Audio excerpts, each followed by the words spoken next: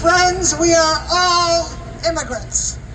Unless you are a member of the first families or your ancestors were brought here in chains, you are an immigrant. Most of us are second-generation Americans. And we have now at least 500,000 new New Yorkers who have come here in the last 2 years, and they have been greeted by wonderful love, by our houses of worship, by our clergy leaders, by our public schools, by our community organizations.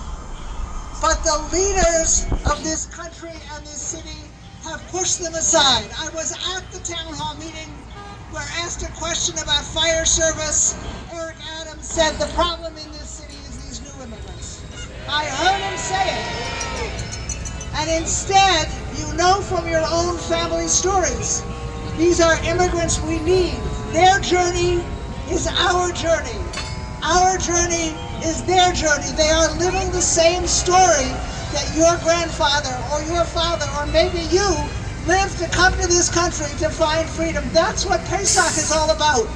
It's celebrating our liberation and committing ourselves to work for the liberation of all people, because until everyone is free to enjoy the riches of this city, no one is free to enjoy the riches of this city. We are surrounded by big buildings. Daniel enumerated them, a great tour of New York.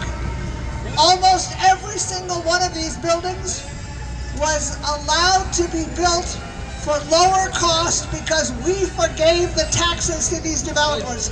That's our money going into these buildings, where what we need it for is the people of New York and the newest New Yorkers, and for affordable housing.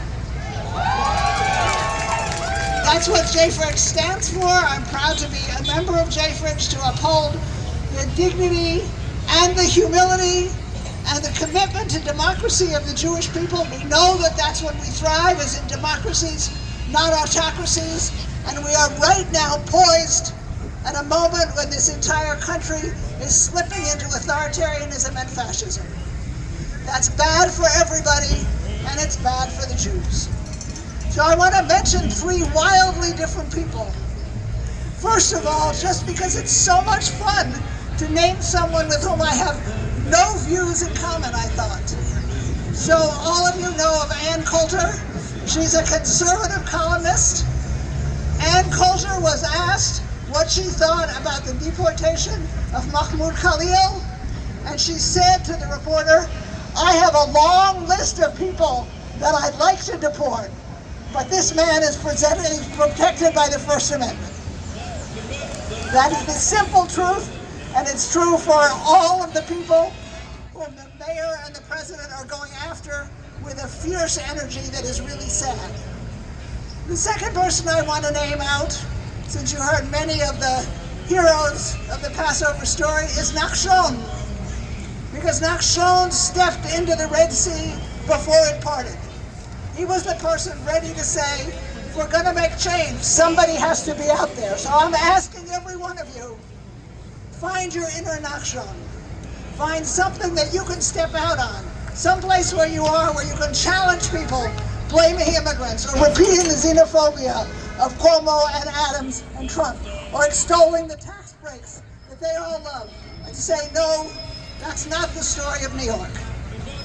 And now, I'm going to read you a poem. This poem is written by a 12-year-old boy whose assignment in school was to read the New Colossus, a poem that I hope you are familiar with by Emma Lazarus, about the Statue of Liberty. He studied this poem, and the next day, this is just a few weeks ago, he sat down and wrote his own poem called Our Great Country. In our so-called land of liberty, why is liberty absent more often than not? Why, when we choose our leader, do we value so many things, but not honesty or moral compass, or the yearning to establish a true land of the free and home of the brave, which so many lack? Is not the very purpose of this place to be the mother of exiles, as it was called so long ago? But now a new Lady Liberty has risen, whose torch that she holds so high now stands as a warning to turn back. for the days when it was a guiding light have long passed. Now we see a leader who rejects the weak and tired coming here hoping that America will welcome them with open arms. For the Colossus of old has been reborn once again, which begs the question, are we still the land of the free or the home of the afraid? So let us not be afraid. Let us honor the great writing of Tal, Andal, and Fishbane, find our inner not shown, and oppose leaders who have a vision of the city that is only for them and their supporters and not for all of us.